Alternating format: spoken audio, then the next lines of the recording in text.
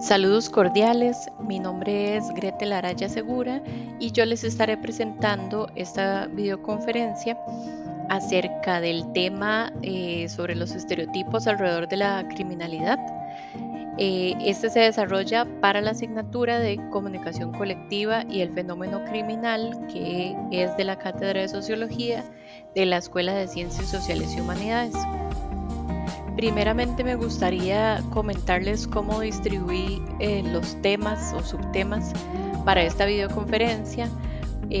Por lo tanto, bueno, como en primer lugar vamos a abordar el tema de los estereotipos en general, las generalidades sobre este concepto como introducción, como parte introductoria. Segundo, hablar sobre los estereotipos relacionados ya sobre la criminalidad. Como tercer lugar, el papel que juegan los medios de comunicación sobre este tema, además de cuáles son esos factores estructurales y económicos que tienen que ver con la definición de algunos estereotipos en algunos grupos sociales. Seguido entonces por cuáles son esos diferentes contextos en los que permean y juegan un papel importante los estereotipos criminales. Eh, También cuáles son las consecuencias sociales, económicas, culturales frente al uso de estereotipos criminales y por último las conclusiones sobre el tema. Para comenzar entonces vamos a delimitar algunas de las definiciones que hay alrededor del concepto de estereotipo. A lo largo del tiempo se han establecido algunas definiciones del concepto de estereotipo alrededor de la sociedad y cómo juega este concepto, qué papel juega básicamente en la sociedad. Por ejemplo, Gordon Allport lo definió como una creencia exagerada que está asociada a una categoría y que su función es justificar o racionalizar nuestra conducta en relación a esa categoría. También en el 96 se definió al estereotipo como por Morales y Moya como un conjunto de creencias compartidas acerca de los atributos personales que poseen los miembros de un grupo. También ellos lo separaron del concepto de estereotipia, que este se refiere al uso de estereotipos para realizar inferencias, juicios, predicciones y conductas.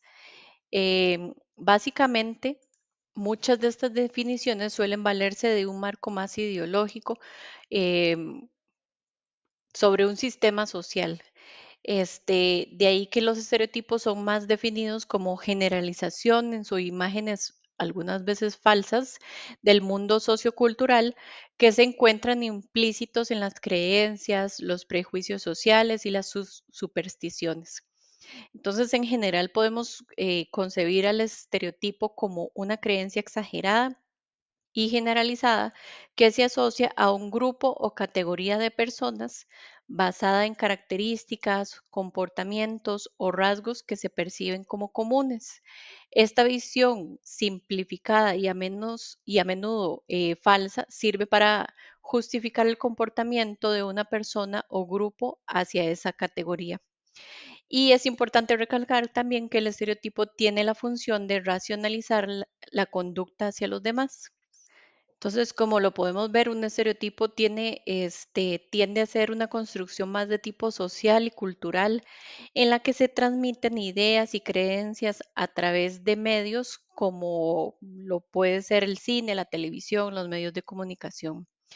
Los estereotipos en general desempeñan un papel muy clave, muy importante en la socialización de las personas, puesto que facilitan la identidad social y la pertinencia de un grupo. La función del estereotipo es más adaptativa, puesto que permite comprender el mundo de manera más simplificada, más rápida, más fácil y coherente, ahorrando un esfuerzo más analítico sobre lo que se piensan de las personas y ayudando a predecir eventos. Es importante también destacar que los estereotipos se caracterizan por su permanencia en el tiempo y porque tienen una gran capacidad de adaptación a los cambios, que más adelante vamos a ver sobre esto, pero que se pueden adaptar a los cambios de la sociedad. Entonces, bueno, ¿por qué es entonces que se crean los estereotipos? Bueno, básicamente estos se crean a partir de necesidades de los individuos de percibir su propio grupo de una manera más positiva, situando a los otros en una categoría inferior, ¿verdad? Esto refuerza la identidad grupal y facilita la aceptación social en el grupo. Y muchas veces cuando se enfrenta a una información que contradice a un estereotipo, el individuo inmediatamente suele o puede descartarla como una excepción o para justificar su postura sin cuestionar sus creencias. Entonces, como podemos ver, los estereotipos de un grupo son esas representaciones sociales que forman ideas o creencias y que en ellos se pueden sustentar a la vez los odios hacia un grupo, diferentes ideas más negativas hacia un grupo, puesto que los estereotipos son transmitidos y reforzados muchas veces por los aparatos ideológicos que son beneficiados por la élite económica y política, como lo pueden ser los medios de comunicación, ¿verdad? Contribuyendo a una simplificación de categorías sociales y a la justificación y rechazo de ciertos grupos. Aunque tal vez muchas veces los estereotipos no son del todo totalmente falsos, lo que pasa es que suelen exagerarse y este, generalizar, y ahí es donde se cae en los prejuicios, puesto que reflejan actitudes un poco más intolerantes.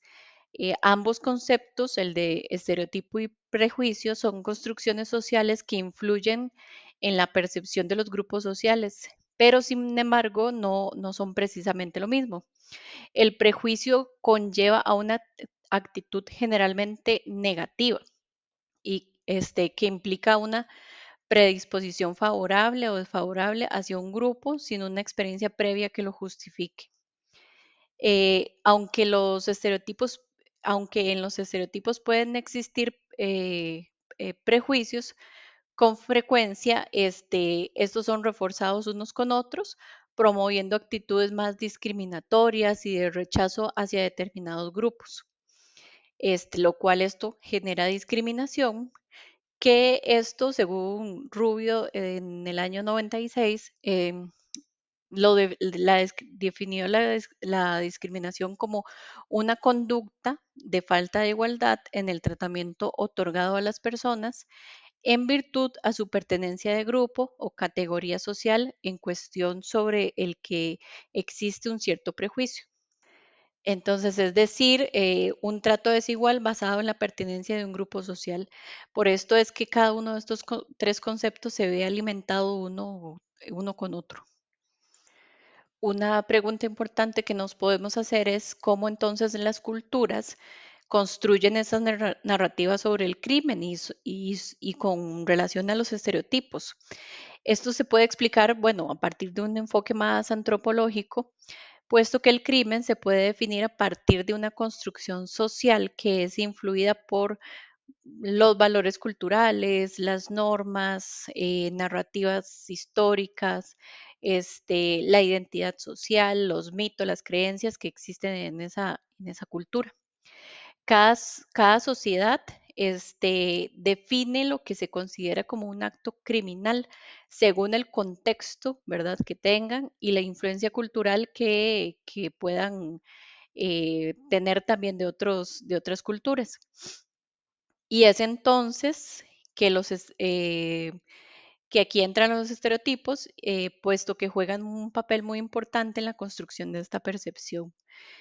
Por medio de los medios de comunicación, discursos políticos y hasta las redes sociales, ciertas culturas tienden a crear o también a reforzar la relación del crimen con ciertos sectores sociales que impregnan o posicionan aún más la exclusión social, los castigos desproporcionados, eh, y hasta la negación de ciertos derechos. Entonces, desde un enfoque de la antropología se puede analizar si ciertas narrativas como la justicia, la vigilancia, la seguridad y el tratamiento de grupos más estigmatizados.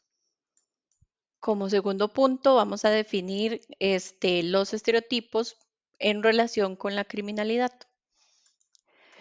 Bueno, primero para comprender mejor los orígenes del uso de estereotipos criminales en ciertos grupos sociales, es fundamental remontarse en la historia y analizar cómo han sido construidos y utilizados para justificar la exclusión, el control y la discriminación. Desde épocas coloniales, las élites o grupos de poder han asociado la criminalidad con determinados sectores de la población, basándose en factores como la etnia, la clase social, la religión y también el género. Desde la colonización europea hacia América, África y Asia, se comenzó a desarrollar la construcción del otro, lo que llamamos la otredad. Y esto implicó que se le dieran ciertas características, la gran mayoría negativas, a los grupos colonizados, entre ellas como de ignorantes, de salvajes, de rebeldes, irracionales, de vagos, eh, de inferiores, herejes, paganos, que no tenían sistemas u órdenes establecidos y por lo tanto y también como peligrosos y criminales. Entonces, ciertamente esa construcción del otro se terminó en basar en la construcción del enemigo. Entonces, esta personificación del otro sirvió para legitimar sistemas de opresión, como ya los hemos conocido, ¿verdad? Sobre lo que pasó en la colonia, la esclavitud, em, la explotación, la dominación, el control social y económico, la imposición de una lengua, de una religión, de las culturas, imposición de costumbres, de tradiciones y hasta de alimentación, entre otros. Puesto que se justifica a que los grupos colonizados representan, ¿verdad?, esta gran amenaza, esta gran desviación, la cual debía de instaurarse o repararse. Con el tiempo, esta dominación y estas ideas se han ido perpetuando en la actualidad y lo podemos ver aún, ¿verdad? Fácilmente las podemos observar en la sociedad. Por eso decíamos al principio que el estereotipo suele mantenerse en el tiempo. Entonces, estas narrativas, ¿verdad?, que anteriormente comentaba, han sido reforzadas por los grupos dominantes y por los medios de comunicación y la cultura popular, reforzando y consolidando esos prejuicios.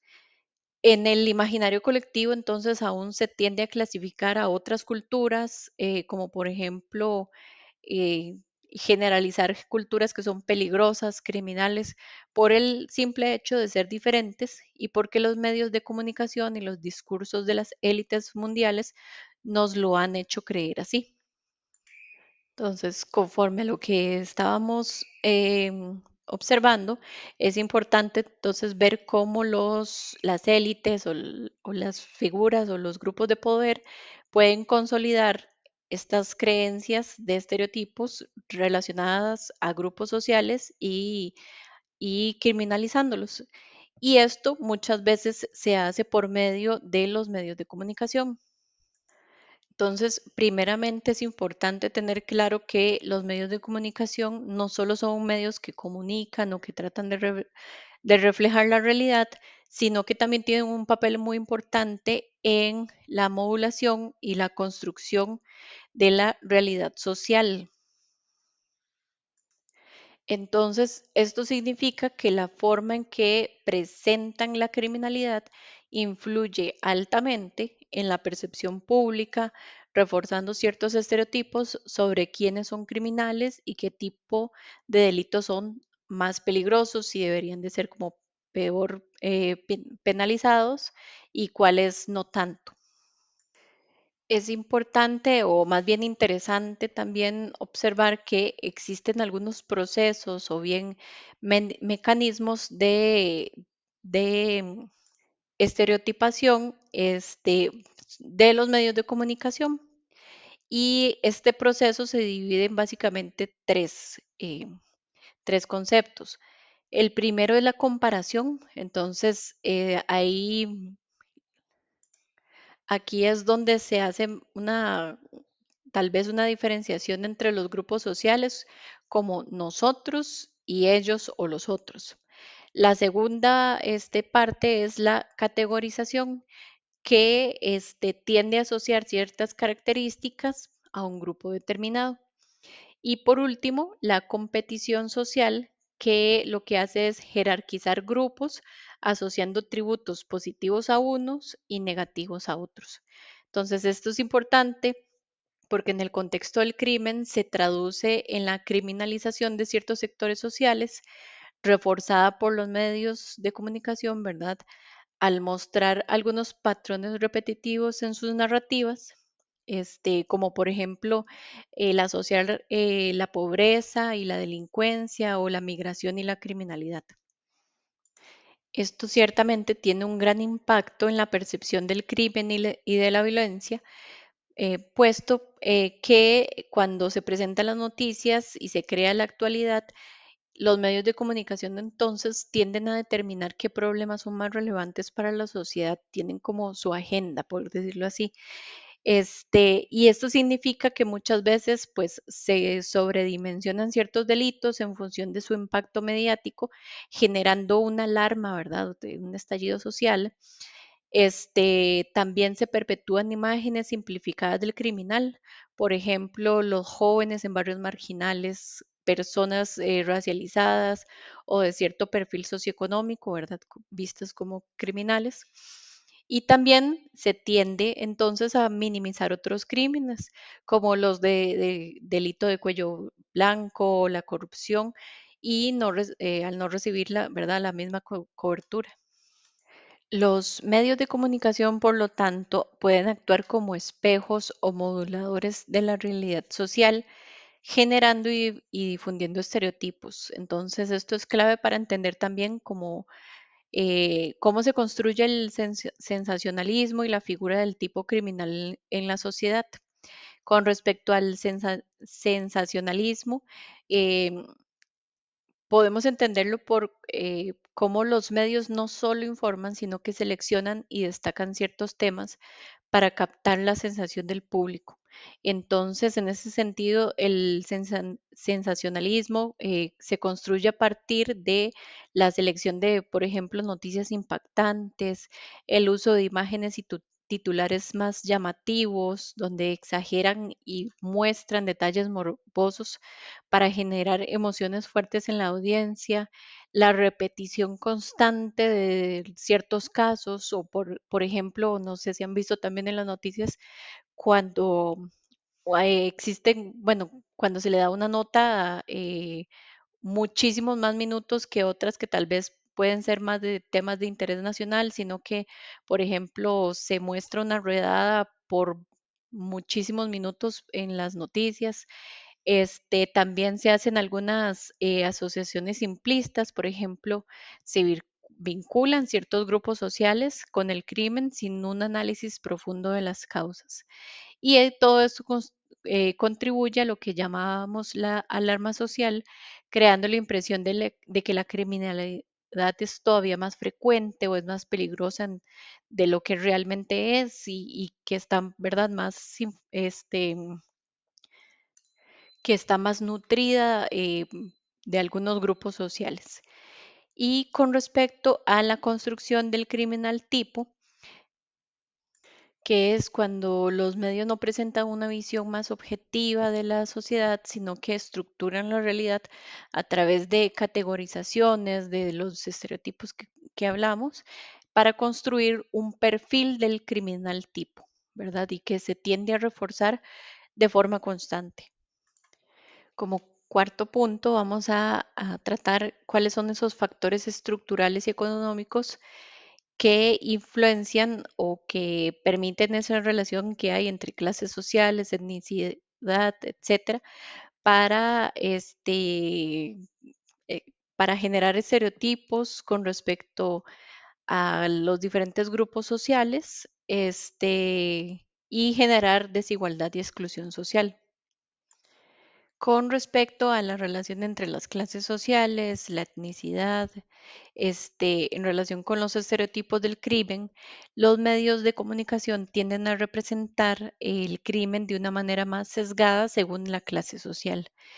Por ejemplo, cuando se habla de la criminalidad en las clases bajas, em, o más vulnerables económicamente y socialmente vulnerables, se exageran y se visibilizan más los delitos cometidos por las personas en condición de pobreza, como los robos, los asaltos y el narcotráfico. Y se refuerza aún más la idea de que el crimen es un problema de la marginalidad, cuando en realidad el delito ocurre en todos los niveles y estratos sociales. También por otro lado, está la criminalidad en las élites, en donde los delitos de cuello blanco, como la corrupción o la evasión de impuestos, reciben mucho menor cobertura o se presentan de manera menos sensacionalista, ¿verdad? Que los delitos anteriores que comentábamos. Incluso cuando los medios los reportan, muchas veces se minimizan con términos como irregularidades en lugar de delitos. Entonces, esto ciertamente tiene un gran impacto. Esta gran diferenciación contribuye a que la sociedad perciba a las clases bajas como delincuentes naturales, mientras que los crímenes de las élites quedan en un segundo plano como algo irregular. De igual forma, la etnicidad juega un papel crucial en la percepción del crimen, puesto que muchas veces existe una asociación entre la criminalidad y la identidad étnica. En muchos países, la mayoría de los países, los medios suelen representar a las personas racializadas como los afrodescendientes, indígenas, migrantes, a los otros como los protagonistas del crimen. Se utilizan, por ejemplo, también imágenes, un lenguaje y discursos que refuerzan la idea de que ciertos grupos son más peligrosos o son menos civilizados. Y se omiten factores estructurales como la desigualdad o la exclusión social, culpabilizando únicamente al individuo. Entonces se puede decir que hay un doble estándar mediático. Cuando la persona racializada comete un delito, su origen étnico suele ser destacado. No sé si han visto en titulares donde si es un delito realizado, cometido por una persona de una nacionalidad que quizás en el país se ve como inferior, ¿verdad? Por estos estereotipos, entonces se destaca su nacionalidad en el medio. Mientras que si el criminal es de la mayoría racial, su identidad ni siquiera a veces se refleja o se minimiza y se enfoca en otras causas, ¿verdad? Distintas como tal vez debería de ser en los otros casos. Entonces, esta construcción refuerza prejuicios y alimenta políticas de discriminación y criminalización, como el perfilamiento racial por parte de la policía y de los medios. Entonces, esta relación entre la clase social o la etnicidad y la percepción que hay en el crimen es reforzada ciertamente por los medios de comunicación que refuerzan o crean una imagen de delito basada en estas características de la persona, lo que genera tres efectos principales. El primero es una estigmatización de los sectores más vulnerables. El segundo es la invisibilización del crimen, de las élites, ¿verdad? De otros crímenes, de los sectores con poder. Y por último, el refuerzo de la desigualdad estructural, ¿verdad? De la exclusión social, la percepción de que ciertas personas son naturalmente criminales impide analizar las verdaderas causas del delito como la exclusión y la pobreza que pueda tener la persona. Como quinto punto, vamos a hablar de los estereotipos en los diferentes contextos. Anteriormente vimos cómo funcionaban los estereotipos criminales, relacionados a un origen étnico, ¿verdad? O más racializados, pero también existen los estereotipos, bueno, en gran medida igualmente, y los estereotipos criminales relacionados con los migrantes, que pasan por esos tres procesos psicosociales que comentábamos de los medios de comunicación para la creación de estereotipos, que el primero es el de la categorización. Se asocia, por ejemplo, la inmigración con ciertos grupos étnicos como los africanos, latinoamericanos, los árabes, por ejemplo. Hay una generalización también, extienden características negativas a todos los miembros del grupo, como por ejemplo todos ellos, todo el grupo, estos migrantes son peligrosos. Y también un sesgo de atribución. Por ejemplo, si un inmigrante, como comentábamos anteriormente, cometió un delito, se enfatiza más su origen, se justifican otros factores como los del origen de la persona.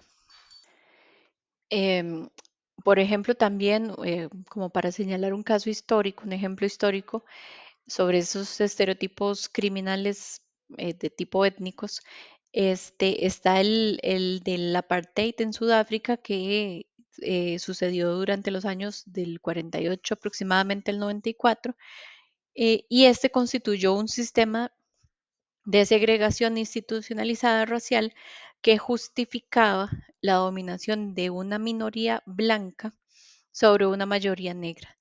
Durante esta época se reforzó la idea de que la persona negra era una amenaza al orden público, que justificó el control sobre esta población, la represión y el encarcelamiento masivo.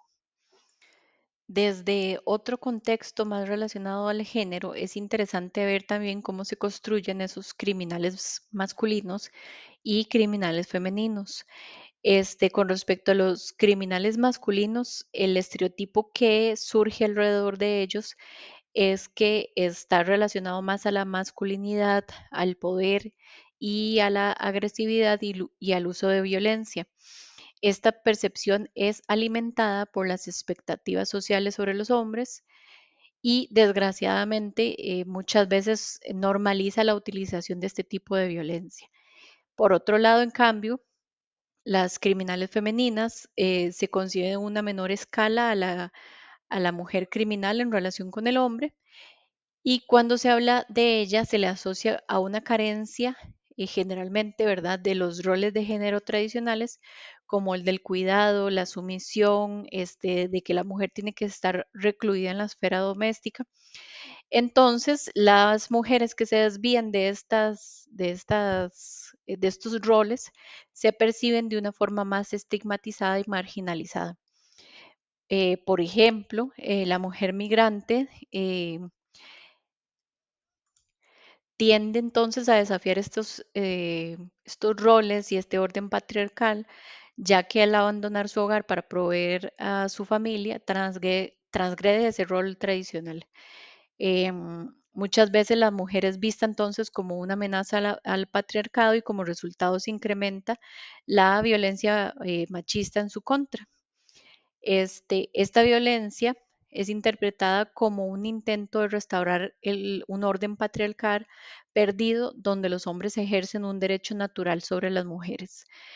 Pero en general, las mujeres, las criminales femeninas, tienden a ser vistas como estas mujeres que rompieron el molde, ¿verdad?, de lo que se espera de una mujer, de esos roles tradicionales, y que al salirse de ellos, entonces tienden a asociarse con crimen, con violencia, con pandillas, etcétera.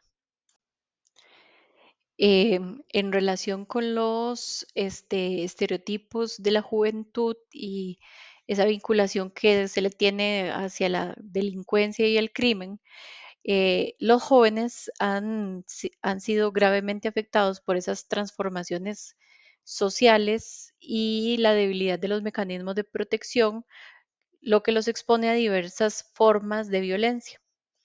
Esta violencia, tanto material como simbólica, se da en un contexto de desigualdad y de fragmentación social, donde los jóvenes se convierten en víctimas y victimarios de una violencia que refleja la falta de cohesión social. Entonces, los jóvenes son percibidos como de una manera dual. Eh, por un lado, como un problema social cuando sus conductas no se ajustan al orden establecido, o también puede ser como por otro lado, como futuro de la sociedad cuando se alinean con los modelos dominantes. La estigmatización de los jóvenes se asocia a la pobreza, al delito, a la violencia y ahí es donde se les tiende a etiquetar como peligrosos. Este estereotipo afecta principalmente a los jóvenes de sectores subalternos que desafían el orden social y los medios de comunicación juegan un papel crucial en la construcción de estas imágenes, reforzando la representación de los jóvenes como peligrosos y alimentando el temor hacia ellos. Esto invisibiliza la complejidad de la condición juvenil y sus derechos como ciudadanos. Bueno, ejemplos bastante interesantes que han sido estudiados por medio de investigaciones etnográficas en los que se ha relacionado también estos estereotipos de criminalidad con las subculturas urbanas, han manifestado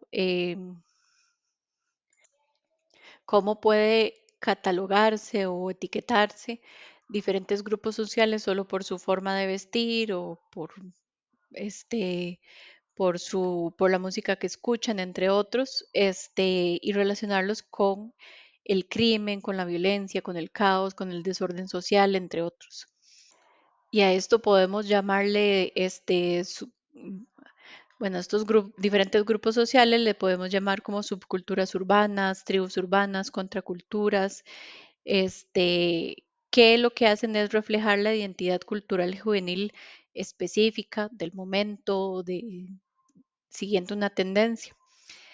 Este, Estas subculturas urbanas se pueden referir como diferentes grupos sociales que se suelen distinguir de la cultura dominante por sus valores, por sus creencias, actitudes, comportamientos y estilos de vida específicos.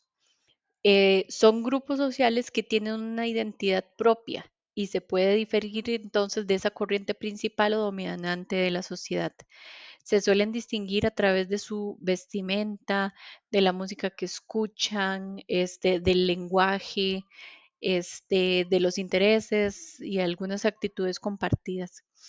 Ejemplo de estas tribus urbanas están, por ejemplo, los punks, los góticos, los skaters, emos, hippies, rastas, góticos, los metaleros, los skinheads, entre otros. Estos grupos sociales suelen, en su gran mayoría, ser estereotipados o estigmatizados, puesto que su identidad, la identidad que lo refiere va en contra de esta cultura dominante y contrastan entonces con todo lo convencional, con lo que puede generar algún rechazo o incomodidad de quienes no comprenden su significado y lo pueden ver como una amenaza al orden social. De forma mediática, además, algunos de estos grupos han sido vinculados con el crimen, la rebeldía y suelen asociarse, aunque puede ser o no el caso, con las pandillas. Este, Además, ciertamente la sociedad tiende a desconfiar de la otra persona que se ve diferente, que se viste diferente, no escucha la misma música que la mayoría y que actúa en general diferente, o bien de la diversidad, ¿verdad? Como una desviación de la norma y lo relacionan como una problemática social. Como sexto y penúltimo punto, vamos a explorar algunas de las consecuencias sociales de estos estereotipos. Es entonces necesario comprender que todos estos estereotipos, que toda esta estigmatización que se le hacen a diferentes grupos sociales, va a conllevar a diferentes consecuencias sociales, económicas, culturales, que perjudican a estos diferentes grupos sociales, que en general son grupos vulnerables. En primer lugar, y de forma notable, existirá una mayor discriminación y exclusión social relacionada a esta criminalización de los grupos específicos. Y como ya lo vimos, con grupos específicos nos referimos a grupos étnicos, migrantes, tribus urbanas, población de bajos recursos, entre otros. Todo esto hace que en el imaginario social se perciban a estas personas de forma automática como delincuentes, sospechosos, aunque no hayan cometido un delito ni lo piensan hacer. Esto de forma inherente dificulta el acceso al empleo, como a la educación, a las oportunidades en general de desarrollo, lo cual crea un círculo vicioso, un círculo de pobreza, de exclusión social, de desigualdad y limita la movilidad social.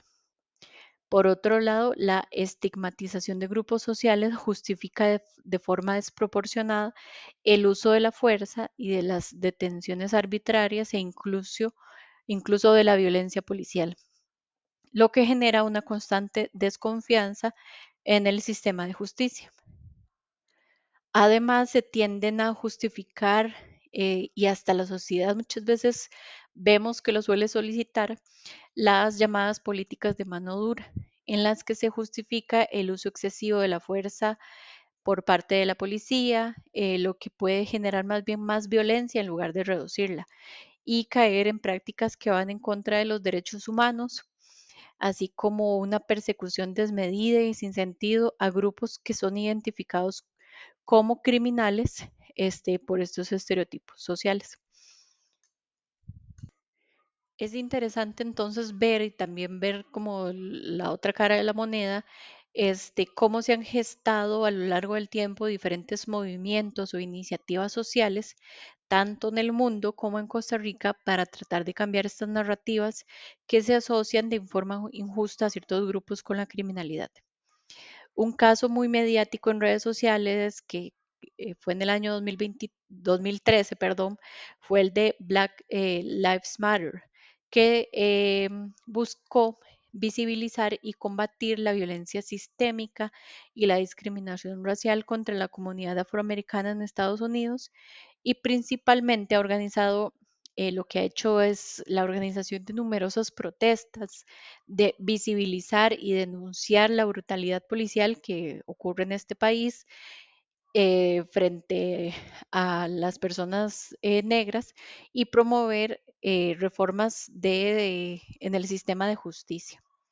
En Costa Rica también existen diversas iniciativas que buscan romper los estereotipos principalmente y desmitificar la percepción de ciertas zonas como o algunas comunidades o barrios que son etiquetados como peligrosos o marginales.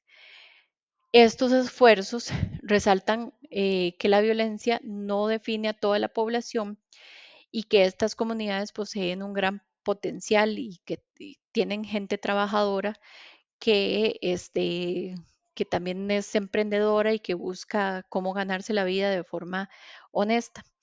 Se destaca el trabajo de personas, ¿verdad? Comprometidas, resilientes, que contribuyen al desarrollo del entorno y buscan mejorar su calidad de vida. Uno de los ejemplos que me gustó, bueno, que quería destacar es el de la Fundación CIFAIS, que desde el año 2011, por medio de servicios socioeducativos gratuitos, entre ellos artísticos, ambientales, deportivos, de formación técnica, de idiomas y musicales, en la comunidad de la Carpio buscan disminuir los estereotipos negativos personales y sociales y generar un modelo de cultura de voluntariado en Costa Rica. Existen otros movimientos e iniciativas a nivel comunitario y barrial que muchas veces son apoyados con suerte por los gobiernos locales, que de igual forma las personas buscan darle una imagen distinta al barrio, a la comunidad y cambiar la perspectiva de la sociedad frente a estos lugares. Por ejemplo, grupos vecinales en Tirraces, en Bajo Los Anonos, algunos barrios del sur, como por ejemplo el de en San Sebastián, que hace unos días, gracias a una organización comunal, lograron que se aprobara la creación de un centro cívico para la paz en la colonia Kennedy propiamente. Como conclusiones generales, podemos entonces concebir que los estereotipos, al estar implantados en el imaginario social y la construcción colectiva e identitaria de una sociedad, puede que estén muy arraigados y que sean difíciles de borrar, y más si contemplamos los diferentes grupos etarios. Sin embargo, muchas de estas narrativas, con ayuda de distintas iniciativas, de la educación, por ejemplo, de la investigación y el conocimiento sobre las poblaciones y grupos sociales, em, se ha logrado revertir poco a poco y eliminar estos prejuicios sociales. Ciertamente la educación tiene la potencialidad de contribuir a mejorar la convivencia y a desmitificar o cambiar la perspectiva de la sociedad.